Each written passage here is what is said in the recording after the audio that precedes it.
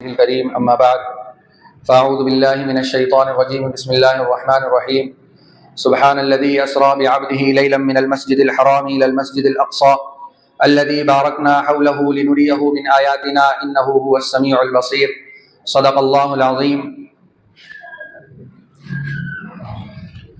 آج 26 رجب المرجب شروع ہو چکی اور 26 جنوری بروز اتوار 2025، اسی طرح 26 رجب المرجب 1446 کی آج تاریخ کی شروعات ہے۔ آج اس پروگرام کا اور اس مجلس کا جو عنوان ہے وہ واقعہ معراج، اور اسی کے ذیل میں کچھ اور اہم اور ضروری باتیں آپ حضرات کی خدمت میں رکھنا ہے، چونکہ پہلے سے اس پروگرام کا اعلان تھا۔ جمعے کے روز جو باتیں آپ کے سامنے واقعہ معراج کے سلسلے میں آئی تھیں، ان میں سب سے پہلے یہ بتایا گیا تھا کہ یہ معراج جو ہوئی تھی اللہ کے نبی صلی اللہ علیہ وسلم کو، وہ اسی رجب کے مہینے کے اندر ہوئی تھی، اور رجب کا مہینہ جو ہے اس کی فضیلت کے سلسلے میں اللہ کے نبی صلی اللہ علیہ وسلم جب یہ مہینہ شروع ہوتا تھا تو اللہ کے نبی صلی اللہ علیہ وسلم ایک دعا کا اہتمام کرتے تھے۔ وہ دعا کیا تھی؟ اللہم بارک لنا فی رجب و شعبان وبلغنا رمضان، کہ اللہ ہمیں رجب اور شعبان کی برکتوں سے نوازتے ہوئے اور رجب اور شعبان میں برکتیں دیتے ہوئے ہمیں رمضان تک پہنچا دیجیے، ان دونوں مہینوں کی برکت سے ہمیں رمضان تک پہنچا دیجیے۔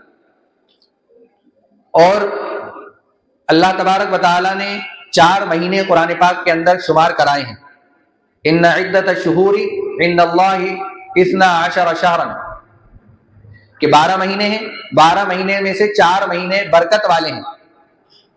وہ برکت والے 4 مہینے گنوائے نہیں گئے ہیں، بلکہ ان کو اللہ کے نبی صلی اللہ علیہ وسلم نے حدیث مبارکہ کے اندر ان 4 مہینوں کو بتایا ہے کہ وہ 4 مہینے جن کی طرف اللہ تبارک و تعالیٰ نے اشارہ کیا ہے وہ کون کون سے؟ اللہ کے نبی صلی اللہ علیہ وسلم نے فرمایا ذی قعدہ ہے، ذی الحجہ ہے، محرم ہے اور رجب ہے۔ یہ 4 مہینے فضیلت والے ہیں، حرمت والے ہیں، قابل احترام ہیں۔ اور ان 4 مہینوں کا احترام جو عرب کے کفار تھے، مشرکین تھے، وہ بھی کیا کرتے تھے۔ اگر کوئی جنگ چھڑی ہوئی ہے، جنگ چل رہی ہے، اور رجب کا چاند دکھ گیا یا محرم کا چاند دکھ گیا یا ذی قعدہ ذی الحجہ کا چاند دکھ گیا تو فوراً جنگ کو روک دیا جاتا تھا، جنگ نہیں کی جاتی تھی، احترام کرتے تھے وہ ان مہینوں کا۔ تو یہ مہینے قابل احترام ہیں اللہ تبارک و تعالیٰ کے نزدیک۔ اور رجب، اللہ کے نبی صلی اللہ علیہ وسلم کے بارے میں آتا ہے کہ آپ رمضان کی تیاری رجب کے مہینے سے شروع کرتے تھے، رجب کے اندر اہتمام کرتے تھے، عبادات کے اندر، ساری چیزوں کے اندر آپ یعنی نماز میں، نوافل میں، قرآن کی تلاوت میں، توبہ اور استغفار میں، حسن سلوک میں، اچھے اخلاق لوگوں کے سامنے پیش کرنے میں، یہ ساری چیزوں کا اہتمام کثرت سے اس مہینے میں آپ کرتے تھے۔ ویسے تو آپ کا پورے سال ہمیشہ کا معمول ہوتا تھا، لیکن ان مہینوں کے اندر کثرت ہو جاتی تھی۔ اب ہم آتے ہیں اس واقعہ معراج کی طرف۔ اللہ کے نبی صلی اللہ علیہ وسلم طائف تشریف لے گئے اس غرض سے کہ وہاں کے لوگوں سے چونکہ ایک رشتہ داری تھی اللہ کے نبی صلی اللہ علیہ وسلم کی، اور یہ بھی ارادہ تھا، یہ بھی نیت تھی کہ اگر وہاں کے لوگ اسلام کو قبول کر لیتے ہیں تو ایک ہمیں اسلام کے پھیلنے میں ایک بڑا حصہ اور ایک بڑا سہارا ہمیں میسر آ جائے گا اور مل جائے گا۔ اس غرض سے اللہ کے نبی صلی اللہ علیہ وسلم طائف تشریف لے گئے، لیکن وہاں جو کچھ حالات آپ کے سامنے پیش آئے، جو کچھ ان لوگوں نے نامعقول حرکتیں کی اور جو رویہ انہوں نے اختیار کیا، اللہ کے نبی صلی اللہ علیہ وسلم کو شدید زخمی کیا، پتھر برسائے گئے، آپ کو برا بلا کہا، نہ جانے کس کس طرح کی تکلیفیں آپ کو پہنچائیں، یہاں تک کہ روایات کے اندر آتا ہے کہ آپ کے بدن سے اتنا خون نکلا کہ وہ آپ کی جوتیوں میں بھر گیا۔ اور جب خون کسی چیز سے، مثال کے طور پر اگر اپن خون جہاں پر پڑا ہو وہاں پیر رکھ کر تھوڑی دیر کھڑے رہیں تو وہ چپکنے سے لگتے ہیں پیر، تو وہ جوتیاں آپ کی، وہ چپلیں، وہ آپ کی خون سے چپکنے لگی، ایسا شدید زخمی کیا گیا آپ کو۔ چنانچہ اللہ کے نبی صلی اللہ علیہ وسلم نے ان کے لیے بد دعا نہیں فرمائی، دعا فرمائی، اور وہ ان کو بعد میں ہدایت میں۔ لیکن اس کا جو صدمہ، اس کا جو غم آپ کو ہوا طائف کے سفر کا، ایک روایت میں آتا ہے حضرت عائشہ رضی اللہ عنہا فرماتی ہیں کہ آپ کو پوری زندگی میں کون سے وقت میں اور کب تکلیف زیادہ آپ کو پہنچائی گئی؟ تو آپ نے فرمایا کہ جتنی تکلیف مجھے طائف میں پہنچائی گئی پوری زندگی اتنی تکلیف نہیں ہوئی۔ تو یہ تکلیف، یہ صدمہ آپ کو جو ہوا، تو اسی صدمے کو ہلکا کرنے کے لیے اللہ تبارک و تعالیٰ نے آپ کو ایک انعام سے نوازا، ایک انعام سے نوازا، اور یہ ہم سب کے لیے بطور معجزے کے تھا۔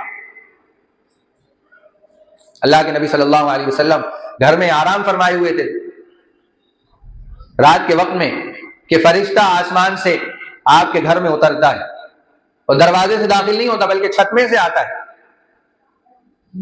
جس طرح حضرت عیسیٰ علیہ السلام کو آسمانوں پر چھت میں سے آ کر فرشتہ اٹھا کر لے کے گیا، اسی طرح اللہ کے نبی صلی اللہ علیہ وسلم کو بھی معراج کے لیے لے جایا گیا۔ چنانچہ سب سے پہلے آپ کو جو بیر زمزم ہے، زمزم کا کنواں ہے، آب زمزم ہے، اس کا کنواں جو ہے وہاں لے جایا گیا، اور وہاں لے جا کر آپ کو لٹایا گیا، اور آپ کو لٹا کر حضرت جبرائیل علیہ السلام نے آپ کے سینے کو چاک کیا، آپ کے سینے مبارک کو کھول کر آپ کے سینے میں سے دل نکالا، اور اس دل کو جو جنت سے جو خون اور تھالی آئی تھی، اس تھالی کے اندر جو ایمان اور نور تھا، اس تھالی کے اندر اس ایمان اور نور سے آپ کے دل کو دھویا گیا، اور پھر اس ایمان اور نور کے چیز سے آپ کے دل کو دھو کر واپس آپ کے سینے مبارک میں رکھا اور آپ کے سینے کو ملا دیا گیا۔ تاریخ کے اندر، روایات کے اندر 3 یا 4 مرتبہ اللہ کے نبی صلی اللہ علیہ وسلم کے سینہ مبارک کو چاک کیا گیا تھا۔ ایک مرتبہ بہت بچپن میں جب آپ 2 سال کی عمر کے تھے، اور ایک وقت اور ایک وقت بھی۔ اس کے بعد آپ صلی اللہ علیہ وسلم کو جو جنت کی سواری آئی تھی براق، اس پر سوار کیا گیا۔ اس کی سپیڈ آنکھوں کے دیکھنے سے بھی کئی گنا زیادہ، کہ جتنی دیر میں آنکھ آسمان کو دیکھ لیتی ہے نا فوراً پہنچ جاتی، اس سے بھی تیز اس کی سپیڈ تھی۔ اس کا مقابلہ دنیا کے اندر قیامت تک اس کی سپیڈ کا مقابلہ کوئی چیز نہیں کر سکتی، چاہے ٹیکنالوجی کتنی ہی ایڈوانس ہوتی چلی جائے، اس کا مقابلہ نہیں کر سکتی۔ چنانچہ اللہ کے نبی صلی اللہ علیہ وسلم کو اس خاص سواری پر سوار کیا گیا، اور اس سواری پر لے کر فرشتے اور حضرت جبرائیل علیہ السلام روانہ ہوئے، اور سب سے پہلا مقام جہاں پر سواری کو روک کر آپ کو اتارا گیا وہ یثرب تھا۔ کون سی جگہ تھی؟ یثرب۔ یثرب مدینہ منورہ کا پرانا نام ہے، یثرب۔ وہاں اتارا گیا، اور حضرت جبرائیل علیہ السلام نے بتایا کہ یہی وہ جگہ ہے جہاں آپ کو ہجرت کر کر آنا ہے۔ جب آپ کو ہجرت کا حکم دیا جائے گا تو آپ کسی جگہ آ کر قیام کریں گے۔ چنانچہ وہاں حضرت جبرائیل علیہ السلام نے فرمایا کہ آپ اتریں اور 2 رکعت نماز ادا کریں۔ آپ صلی اللہ علیہ وسلم نے وہاں 2 رکعت نفل ادا کی۔ اس کے بعد پھر سوار کیا گیا، اور پھر آپ کی سواری آپ کو لے کر چلی، اور وہ پہنچی طور سینا پر۔ طور سینا وہ جگہ ہے جہاں حضرت موسیٰ علیہ السلام اللہ تبارک و تعالیٰ سے بات کیا کرتے تھے، آپ سے ہم کلام ہوا کرتے تھے۔ وہاں پہنچے، وہاں اللہ کے نبی کو بتایا گیا کہ یہاں یہ فلاں جگہ ہے جہاں حضرت موسیٰ علیہ السلام اللہ تبارک و تعالیٰ سے بات کرتے تھے، لہٰذا آپ یہاں اتریں اور 2 رکعت پڑھیں۔ اس کے بعد پھر آپ کو لے جایا گیا، اور لے جا کر کہاں اتارا گیا؟ مدین۔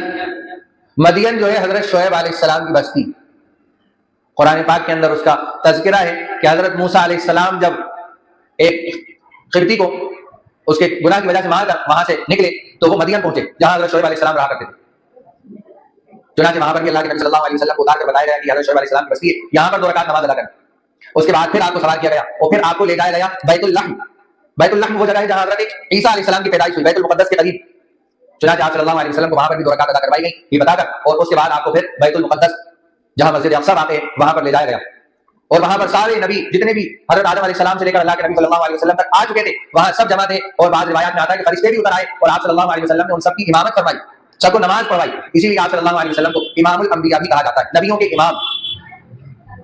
یہ نماز کوئی فرض نماز نہیں تھی، بلکہ ویسے ہی عشاء اور فجر کے درمیان 2 رکعت نفل بطور اعزاز کی پڑھوائی گئی، اور اس کے بعد پھر اللہ کے نبی صلی اللہ علیہ وسلم کو آسمانوں کا سفر کرایا گیا۔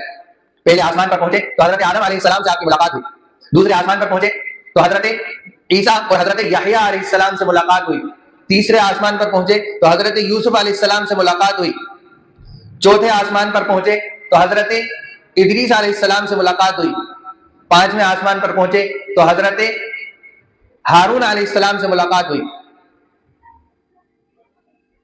یا حضرت ہارون علیہ السلام سے پہلے اس کے بعد والے پہ، اور حضرت ادریس علیہ السلام سے پہلے والے پر، اور پھر 6ٹھے آسمان پر حضرت موسیٰ علیہ السلام سے ملاقات ہوئی، اور پھر 7ویں آسمان پر حضرت ابراہیم علیہ السلام سے ملاقات ہوئی۔ ان خاص نبیوں سے ملاقاتیں ہونے کے بعد پھر اللہ کے نبی صلی اللہ علیہ وسلم کو حضرت جبرائیل علیہ السلام نے سدرۃ المنتہا پر روک دیا اور فرمایا کہ اب یہاں سے آپ جائیے.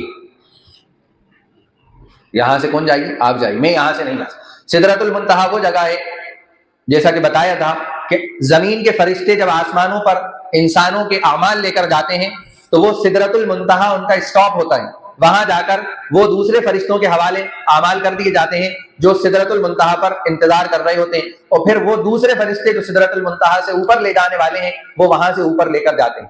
تو یہ دونوں فرشتوں کے ملنے کی جگہ ہوتی ہے کہ نیچے والے فرشتے وہاں لے جا کر ان کو حوالے کرتے ہیں اعمال نامے، اور وہ فرشتے پھر اوپر آسمانوں پر اللہ کے عرش تک لے کر پہنچتے ہیں. چنانچہ اللہ کے نبی صلی اللہ علیہ وسلم اللہ کے حضور میں پہنچے. کیا گھڑی ہوگی، کیا سما ہوگا اس وقت کا کہ جب اللہ کے نبی صلی اللہ علیہ وسلم دیدار کر رہے ہیں اللہ کا دیدار کر رہے ہیں.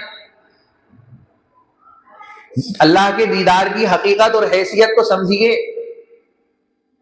کہ عام مثال دی جائے کہ کوئی کسی کا چاہنے والا ہو لیکن بس صرف فون پر یا موبائل کے ذریعے بات چیت ہوئی ہو، دنیا کے اندر کسی سے تعلق ہو اور دیکھا نہیں ہو تو آدمی کے اندر کشش ہوتی ہے دیکھنے کی کہ ایک بار دیکھ تو لوں، ایک بار. اللہ کے دیدار اس سے کہیں زیادہ اونچی چیز ہے.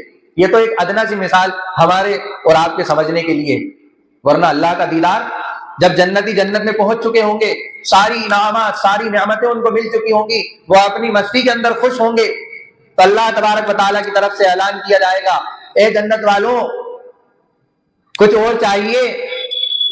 جنت والے کہیں گے اللہ سب تو دے دیا، اب کیا چاہیے؟ اللہ تبارک و تعالیٰ کہیں گے ابھی ایک چیز باقی ہے. اے اللہ وہ کیا چیز ہے؟ وہ میرا دیدار ہے. چنانچہ جنتی جب اللہ تبارک و تعالیٰ کا دیدار کریں گے تو 40 سال یا 40,000 سال تک دیکھتے رہیں گے. کب 40 سال یا 40,000 سال گزر جائیں گے پتہ ہی نہیں چلے گا اللہ کے دیدار.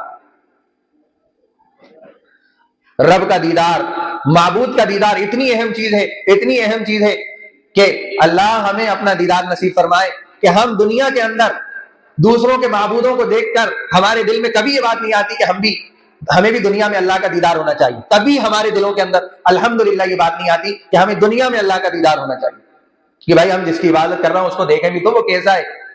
الحمدللہ ہمارے دلوں میں کبھی اس طرح کی بات، وہ کبھی شیطان یہ وسوسہ ڈالتا ہے تو ہمارا ایمان ہمیں جھنجھوڑ دیتا ہے اور ہمارا دل یہ کہتا ہے توبہ توبہ، اور ہم استغفار کرنے لگتے ہیں. اللہ سے ڈر جاتے ہیں کہ یہ کیسے خیالات ہمارے دلوں کے اندر آ رہے ہیں کہ ہم یہ خواہش کرنے لگیں کہ ہمیں بھی دوسرے معبودوں کی طرح اللہ کا دیدار ہونا چاہیے یہاں پر. تو یہ علماء بتاتے ہیں کہ یہ ایمان کی علامت ہوتی ہے کہ کسی کے دل میں اس طرح کا وسوسہ آئے اور وہ فوراً توبہ اور استغفار میں لگ جائے. یہ اس کے ایمان والے ہونے کی علامت اور نشانی ہوتی ہے. تو یہ بہت بڑی چیز ہے. حضرت موسیٰ علیہ السلام اپنی جماعت کو اور اپنی قوم کو، اپنی امت کو لے کر گزر رہے تھے تو اس قوم نے دوسری قوم کو دیکھا جنہوں نے اپنے معبود بنائے ہوئے تھے، مورتیاں بنائی ہوئی تھیں.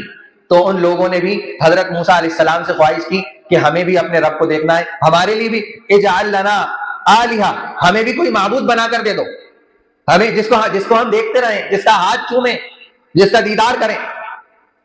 اسی محبت کا اظہار کہ رب سے محبت کتنی ہے، رب سے تعلق کتنا ہے، اسی تعلق کو سکون پہنچانے کے لیے، اس تعلق کو سکون پہنچانے کے لیے حج کا اور عمرے کا، بلکہ حج کا اللہ تبارک و تعالیٰ نے ایک نظام بنایا ہے.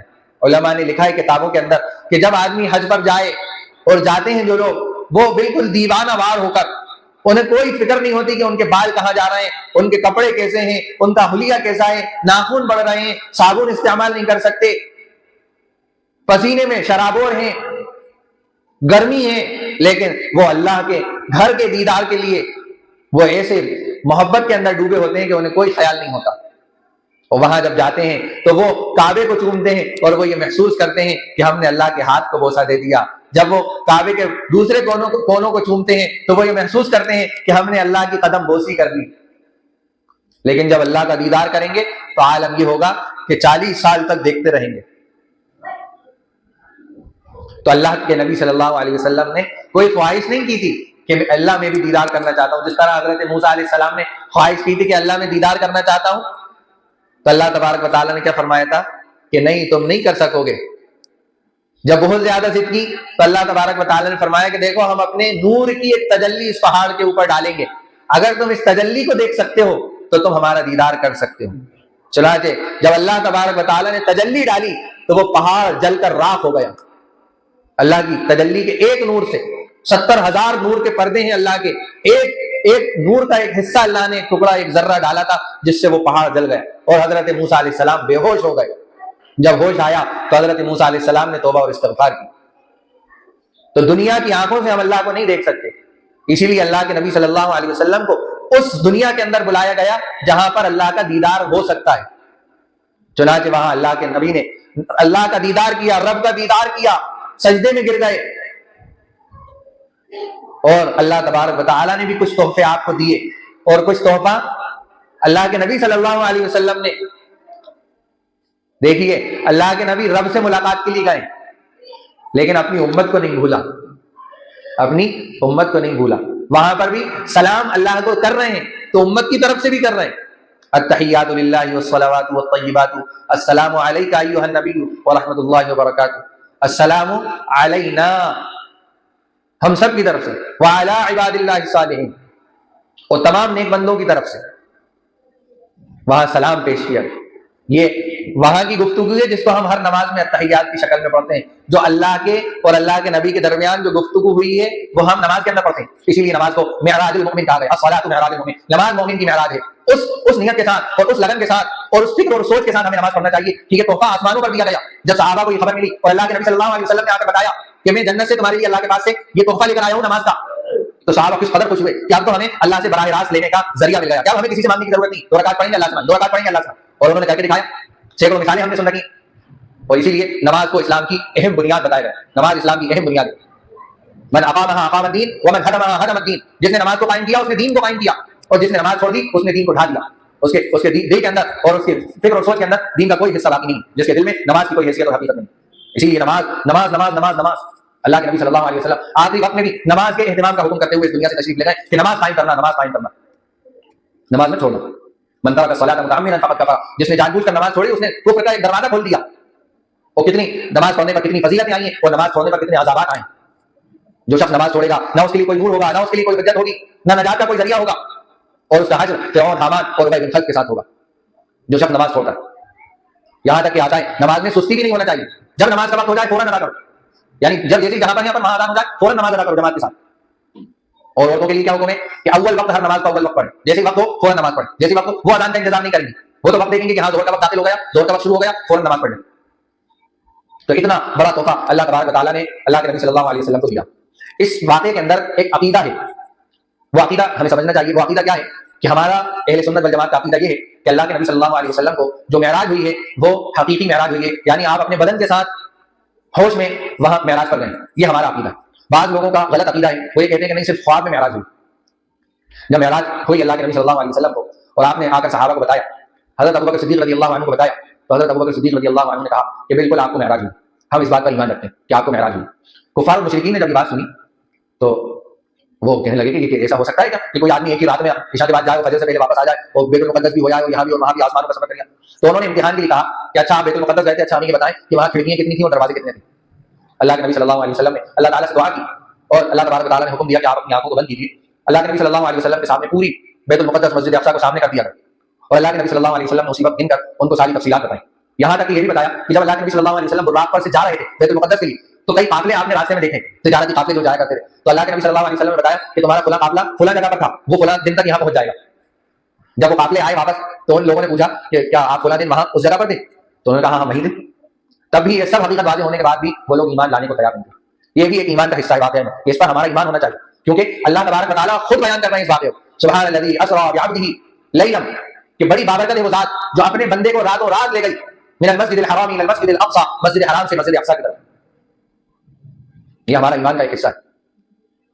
تو یہ ایک بہت مختصر سا معراج کے سلسلے میں واقعہ ہے.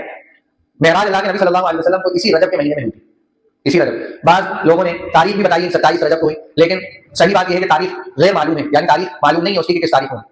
کچھ لوگوں نے اندازہ لگا کر تاریخ بتائی ہے. حدیث میں آتا ہے اللہ کے نبی صلی اللہ علیہ وسلم نے فرمایا کہ 2 زمینیں 2 جگہ ایسی ہوں گی جہاں قیامت سے پہلے انصاف کا نظام قائم ہوگا، اور اس انصاف کے نظام کے قیام سے پہلے ان دو زمینوں کے اوپر انتہا درجے کا ظلم ہوگا، انتہا درجے کا کفر ہوگا، اور انتہائی درجے کی آزمائشیں ہوں گی۔ وہ دو زمینیں کون سی ہیں؟ وہ دو زمینیں ان میں سے ایک ہے مسجد اقصی فلسطین بیت المقدس، جہاں ہو رہا تھا ظلم، ڈھا گرا دیا گیا، سب کچھ ختم کر دیا گیا، اللہ نے وہاں عافیت دی۔ اور دوسری زمین ہند ہے ہماری، جہاں پر یہ ہونا ہے، جس کی شروعات ہو چکی ہے۔ اس کی تیاری کے لیے ہم کتنے تیار ہیں کہ ہمارا جب ایمانی امتحان لیا جائے تو ہم بھی اسی طرح کھڑے اتریں اور اپنے ایمان کو ثابت کرنے کے لیے اپنا سب کچھ لگا دیں، جان کی باری آئے تو جان لگا دیں، اولاد اور بیوی بچوں کی باری آئے تو وہ لگا دیں، سب کچھ لگا دیں، لیکن ایمان ہمارا محفوظ ہے۔ اور وہ لوگ بھی اس دنیا سے رخصت ہوں اور ان کا آخری وقت آئے، ہماری بیوی اور بچوں کا، ہمارے گھر والوں کا، ہمارے ماں باپ کا، تو وہ بھی اسلام ہی پر ان کا خاتمہ ہو، وہ بھی کسی طرح کا کوئی سودا اسلام سے ہٹ کر نہ کرے۔ یہ ہمیں اس وقت تیاری کا موقع دیا تھا، لیکن ہماری غفلت، ہماری بے حسی، دیکھیے جتنی قوموں کو اللہ نے عذاب دیا، جتنی قوموں کو عذاب دیا، وہ اسی طرح غفلت میں ہوا کرتی ہیں، اپنی موج مستی میں، اپنی عیاشیوں کے اندر اور اپنی مکاریوں کے اندر اور اپنی خواہش پرستی کے اندر وہ قومیں لگا کرتی ہیں۔ اسی درمیان ان کی غفلت کے اندر اللہ ان کے اوپر رات رات عذاب بھیج دیا کرتا، رات رات عذاب آتا۔ ہمارے یہاں کیا غفلت ہو رہی ہے؟ ہمارے یہاں سالوں سے عید کے موقع پر اور ہر طرح سے کی بات کہنے کی اور سمجھانے کی کوشش کی جا رہی ہے کہ آپ اپنی شادیوں کو سادہ بنائیں، آپ اپنی شادیوں کو اسلام کے طریقے کے مطابق بنائیں، آپ اپنی شادیوں کو محمد صلی اللہ علیہ وسلم کے طریقے کے مطابق بنائیں، لیکن ہماری غفلت، ہماری بے توجہی، ہماری دین سے لاپرواہی، ہماری بددینی اس انتہا کو پہنچی ہے کہ ابھی 2 دن پہلے کی شادی کی ایک ویڈیو میرے پاس پہنچی جس میں غیروں کی طرح وہ دولہا، وہ نوجوان اپنی بیوی کو ہزاروں لڑکوں کے سامنے ڈانس کرا رہا ہے، اس شادی کے لیے ڈانس کرا رہا ہے اور ایسی اوریانیت کر رہا ہے، ایسا ننگا پن کر رہا ہے جس کو دیکھ کر ایک نیک اور شریف انسان کا دل اور اس کی آنکھیں شرما جاتی۔ یہ ہماری شادیاں، یہ اسلام ہے ہمارا۔ ایسے لوگوں کو صاف لکھ دینا چاہیے کہ ہم مسلمان نہیں ہیں اس لیے ہم یہ کر رہے ہیں، صاف لکھ دینا چاہیے ایسے لوگ جو لوگ اپنی شادیوں کے اندر اس طرح کی بدعنوانیاں کر رہے ہیں اور بددینی پھیلا رہے ہیں، ان کو دیکھ کر دوسرے کر رہے ہیں۔ اگر وہ اسی عمل پر مر گئے تو حدیث میں آتا ہے کہ جتنے لوگ اس سنت پر اور اس عمل کو کرتے رہیں گے قیامت تک، ان سب کا گناہ، ان سب کا عذاب اس کو ملے گا، پہلے شخص۔ ہماری شادیاں اب بھی اسلامی طریقے پر آنے کو تیار نہیں ہیں، ہماری زندگی اب بھی اسلامی طریقے پر آنے کے لیے تیار نہیں ہے۔ ہم اپنی اولادوں کو وہ تربیت نہیں دے رہے ہیں، ہم اپنی اولادوں کی وہ تربیت نہیں کر رہے ہیں جس کی وجہ سے وہ آنے والے سالوں میں اسلام پر باقی رہ سکے۔ ہم نے ان کو ایسے عیسائی اور ایسے ہندوانہ اسکولوں کے اندر ڈال رکھا ہے، چھوڑ رکھا ہے جہاں ان کو بددینی اور نہ جانے کیا کیا اسلام کے خلاف سکھایا جا رہا ہے۔ ہمارے بچے ڈانس کمپٹیشن کے اندر حصہ لیتے ہیں اور مائیں ان کو پریکٹس کرواتی ہیں، مائیں ان کو پریکٹس کے لیے بھیجتی ہیں، باپ ان کے اس عمل سے خوش ہوتا ہے اور ان کے فنکشن میں پہنچتا ہے اور اس کی ویڈیو بنا کر اپنے اسٹیٹس پہ لگاتا ہے کہ ہماری بچی نے ڈانس کمپٹیشن میں حصہ لیا تھا اور یہ وہ ڈانس کرتی ہوئی اور ناچتی اور مٹکتی ہوئی وہ پوری دنیا کے سامنے نظر آتی ہے۔ اس سے پتہ چلتا ہے کہ وہ اس کے اندر بددینی کا بیج ہم بو رہے ہیں۔ حدیث میں آتا ہے کہ کوئی بھی بچہ عیسائی اور یہودی نہیں ہوتا بلکہ اس کو اس کے ماں باپ عیسائی اور یہودی بناتے ہیں، ماں باپ بناتے ہیں۔ ہر بچہ جو پیدا ہوتا ہے وہ فطرت اسلام پر پیدا ہوتا ہے، اسلام پر پیدا ہوتا ہے۔ ہر بچہ، دنیا کے اندر جتنے بچے پیدا ہوتے ہیں سب اسلام پر پیدا ہوتے ہیں، ان کو یہودی اور عیسائی بنانے والے ان کے ماں باپ ہوتے ہیں۔ اب کوئی بھی ماں باپ ہو، اگر ہم ان کو ایسے اسکولوں میں ڈالیں گے، ان کی تربیت اور پرورش صحیح نہیں کریں گے اسلام کے اور دین کے مطابق، اور اگر آگے چل کر انہوں نے اسلام کو بدنام کیا، اسلام کا دامن چھوڑا، اسلام کے علاوہ وہ دوسرے مذہب اور دوسرے طریقوں کو اپنی زندگی کے اندر لائے، تو اس کا جو گناہ ہوگا، اس کا جو عذاب ہوگا ان کے ماں باپ کے اوپر بھی پڑے گا، ان کے ماں باپ کے اوپر بھی پڑے گا۔ اس لیے اس واقعہ معراج کے موقع پر یہ پیغام بھی آپ حضرات کی خدمت میں دینا ہے کہ اپنے آپ کو مکمل اسلام پر لے کر آئیں۔ جیسا کہ میں نے عرض کیا کہ اللہ کے نبی صلی اللہ علیہ وسلم نے فرمایا کہ قیامت سے پہلے 2 زمینوں کے اوپر سخت ایمان کا امتحان ہوگا، کفر اور اسلام کی جنگ ہوگی، کفر اور اسلام کا مقابلہ ہوگا آمنے سامنے۔ تو اس مقابلے کے اندر کچے ایمان والے ہرگز قبول نہیں کیے جائیں گے، بالکل قبول نہیں کیے جائیں۔ جس طرح بدر کے موقع پر اور احد کے موقع پر، خاص طور پر غزوہ احد کے موقع پر جب اللہ کے نبی صلی اللہ علیہ وسلم لشکر کو لے کر روانہ ہوئے تو تقریباً 300 افراد پیچھے ہٹ گئے، 300 افراد پیچھے ہٹ گئے۔ یہ امتحان ہوتا ہے ایمان کا کہ کون پکا ہے کون کچا ہے۔ اس لیے اپنے ایمان کو مضبوط کرنے کی کوشش کریں۔ اس وقت ہمارے بزرگان دین بتا رہے ہیں کہ ہم اسی جنگ کے اندر داخل ہو چکے ہیں جو کفر اور اسلام کے درمیان چھڑ چکی ہے اس سرزمین کے اوپر۔ اب کچا پکا نہیں چلے، اب تو صرف پکا چلے گا، کچے پکے کی اب کوئی گنجائش اللہ کے یہاں نہیں۔ اب امام مہدی کے حضرت عیسیٰ علیہ السلام کے لشکر میں وہی لوگ شامل کیے جائیں گے جو سر کے بال سے لے کر پیر کے ناخن تک، جن کا ظاہر بھی اور باطن بھی اسلام کے مطابق ہو۔ ہم جیسے نکمے، ناکارہ اور منافق قسم کے لوگ، مجھ جیسے لوگ قبول نہیں کیے جائیں گے جو ظاہر میں تو سفید کپڑے پہن کر اور بڑی داڑھی رکھ کر اور ٹوپی اور عمامہ رکھ کر لوگوں کو دکھاتے پھرتے ہیں کہ یہ تو عالم صاحب ہے، یہ تو امام صاحب ہے، یہ تو مولوی صاحب ہے۔ لیکن اگر ان کا باطن یا ہمارا باطن اگر اندر سے خراب ہے تو اللہ تبارک و تعالیٰ ہماری حفاظت فرمائے ہماری ایمان کی، کہ اللہ تبارک و تعالیٰ ہمیں ایک طرف کر دیں، ہمیں تمہاری کوئی ضرورت نہیں، ہمیں تو پکے چاہیے۔ ہر زمانہ ہوتا ہے جس میں اللہ تبارک و تعالیٰ اس زمانے کے اعتبار سے لوگوں کی تربیت کرتے ہیں۔ جن لوگوں کو حضرت عیسیٰ اور حضرت مہدی کے لشکر میں رکھا جائے گا وہ اعلیٰ درجے کے ولی لوگ ہوں گے۔ کون لوگ ہوں گے؟ کون لوگ ہوں گے؟ ولی ہوں گے۔ اور جو خانہ کعبہ میں حضرت مہدی کے ہاتھ پر بیعت کریں گے، ان کو اپنا خلیفہ اور امیر مانیں گے، وہ سب ولی اور ابدال ہوں گے، اس سے نیچے کا کوئی درجہ ہی نہیں ہوگا۔ تو اس وقت جو محنت چل رہی ہے اور اللہ کی جو تربیت کا نظام جو شروع ہو چکا ہے وہ اپنے آپ کو ولی بنانے کا ہے، کہ ہم اپنے آپ کو ولی بنانے کی اور اس مقام پر لے جانے کی فکر شروع کر دیں کہ اللہ تبارک و تعالیٰ ہمیں بھی اس لشکر میں شامل کر دے۔ ورنہ اللہ نے اچھے لوگوں کو نکال کر پھینک دیا، اچھے لوگوں کو۔ جس طرح ہم سنتے ہیں کہ بیانوں کے اندر یا آپس کے مذاکروں میں یہ بات کہی جاتی ہے، اب وہ صحیح ہے یا غلط ہے وہ اس سلسلے میں کچھ نہیں بول رہا، میں تو جو بات کہی جاتی ہے اس بات کی طرف آپ کو اشارہ کر رہا ہوں کہ صاحب فلاں صاحب دیکھو لگے ہوئے تھے اور یوں تھا ماشاءاللہ، 4 مہینے اور چلے اور کوئی 3 دن مہینے کے چھوٹتے نہیں تھے، روزانہ 2.5 گھنٹہ نہیں، ملاقاتیں مشورہ کچھ نہیں چھوٹتا تھا۔ آج میاں نمازوں کے بھی لالے پڑے ہوئے، سب کچھ ہونے کے بعد اللہ نے نہ معلوم کون سا عمل ان کا ناپسند ہوا اللہ کو کہ اللہ نے ان کو نمازوں سے بھی محروم کر دیا، فرض نمازوں سے محروم کر دیا۔ یہ بھی اللہ کا عذاب ہوتا ہے کہ اللہ عبادات کی توفیق چھین لے، یہ بھی اللہ کا عذاب ہے۔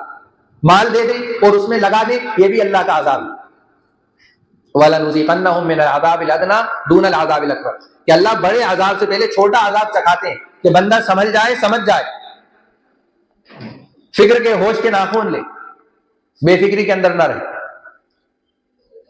تو آج کی رات اور آج کے اس مہینے کے اندر ہم سب عہد کریں، ہم سب ارادہ کریں اور ہم یہاں تک عہد کریں کہ ہم سب سے پہلے اپنے محلے کو ایک ایسا محلہ بنائیں گے جس کی مثالیں دوسرے محلے والے لوگ دیں، کہ ایکتا نگر والے مسجد شریف کے آس پڑوس میں رہنے والا کوئی بھی نوجوان غیر نمازی ہے، یہ ہمارے محلے کی فہرست کے اندر کوئی بھی غیر نمازی نہیں ہونا چاہیے، بے نمازی نہیں ہونا چاہیے۔ ہر فرد جو بالغ ہے، ہر فرد بالغ مسجد میں موجود ہو، ظہر میں، عصر میں، مغرب میں، عشاء میں، فجر میں، ہر نماز کے اندر موجود ہو۔ اگر کاروبار پر ہے تو وہاں پر نماز کا اہتمام کرے، گھر پر ہے تو اپنے محلے کی مسجد میں نماز کا اہتمام کرے۔ اسی طرح مستورات بھی جب نماز کا وقت ہو جائے فوراً اپنے پاکی کے دنوں کے اندر نمازوں کا اہتمام کریں۔ اس کے علاوہ تو نمازیں معاف ہیں، ان کے جو مخصوص ایام ہوتے ہیں ان دنوں کے اندر تو نماز معاف ہے، نماز کی قضا بھی نہیں ہے۔ ہاں اگر رمضان بھی قریب ہے، ایک مسئلہ بتا دیتا ہوں، اگر رمضان کے اندر وہ دن شروع ہو جاتے ہیں تو ان دنوں کے روزے جو چھوڑے جاتے ہیں اس کی قضا بھی مستورات کو کرنا ضروری ہے، قضا کی جائے گی ان روزوں کی، وہ روزے معاف نہیں ہوں گے، کیونکہ روزے سال میں ایک مرتبہ ہے۔ نماز اللہ نے اس لیے معاف کی ہے کہ یہ ہر مہینے یعنی روزانہ 5 وقت نماز پڑھنا ہے، اور ہر مہینے ایک معاملہ ہوتا ہے، اس کی وجہ سے نمازیں معاف ہوتی ہیں لیکن روزہ معاف نہیں ہوتا۔ تو ہم جس جنگ کے اندر اور جس زمانے کے اندر داخل ہوئے ہیں یہ معمولی زمانہ نہیں ہے، یہ چھٹی کا زمانہ ہے، جس کو آپ 20 سال اور 30 سال پہلے کہتے تھے کہ نہیں چھٹی کا دور، چھٹی ہوگی، چھٹی کا دور ہوگا، شروع ہو چکی ہے چھٹی اللہ کی طرف سے۔ اللہ تبارک و تعالیٰ پکی ایمان والوں کو ایک طرف کر رہے ہیں اور کچے کمزور ایمان والوں کو ایک طرف کر رہے ہیں۔ ہاں اس میں ایک طبقے کو اللہ قبول کر لیں گے بحیثیت معذور ہونے کی، جس طرح جنگ کے اندر اللہ کے نبی صلی اللہ علیہ وسلم کے ساتھ وہ صحابہ بھی جانے کی خواہش کرتے تھے جو پیر سے معذور ہوتے تھے، ہاتھ سے معذور ہوتے تھے، وہ بھی خواہش، تو اللہ کے نبی صلی اللہ علیہ وسلم ان کو ثواب مل جاتا ہے۔ تو اس طرح کے معذور جو ہوں گے ان کو بھی اللہ پکے ایمان والوں میں شامل کر دیں گے۔ اس لیے ہمیں خود بھی اپنی تربیت کی ضرورت ہے، اپنے بچوں کی تربیت کی ضرورت ہے کہ ہم مکمل ایمان والے اور اسلام والے بنیں، مکمل، آدھا تیتر آدھا بٹیر نہ ہو، پکا ہو بالکل، ہمارے سر کے بال سے لے کر پیر کے ناخن تک اسلام جھلکتا ہو، ہماری عبادتوں کے اندر بھی اسلام اور ہمارے معاملات کے اندر بھی اسلام، کہ ہمارے محلے میں جتنے غیر ایمان والے رہتے ہیں وہ دیکھیں تو وہ کہیں کہ واہ مسلمان تو ایسا ہوتا ہے، واہ مسلمان تو اتنا خوش اخلاق ہوتا ہے، معاملات کا پکا ہوتا ہے، وعدے کا کھرا ہوتا ہے۔ یہ پیغام اسلام کا ہمیں اور آپ کو پہنچانا ہے. اس کے لیے سب تیار ہیں انشاءاللہ. اللہ تبارک و تعالی ہم سب کو کہنے سننے سے زیادہ عمل کی توفیق عطا فرمائے. جو باتیں چھوٹ گئی ہیں انشاءاللہ وہ آئندہ کسی وقت آپ کی خدمت میں رکھی جائیں گی. سبحان اللہ و بحمدہ، سبحانک اللہم و بحمدک، نشہد ان لا الہ الا انت، نستغفرک و نتوب الیک. سبحان ربک رب العزۃ عما یصفون، وسلام علی المرسلین، والحمد للہ رب العالمین.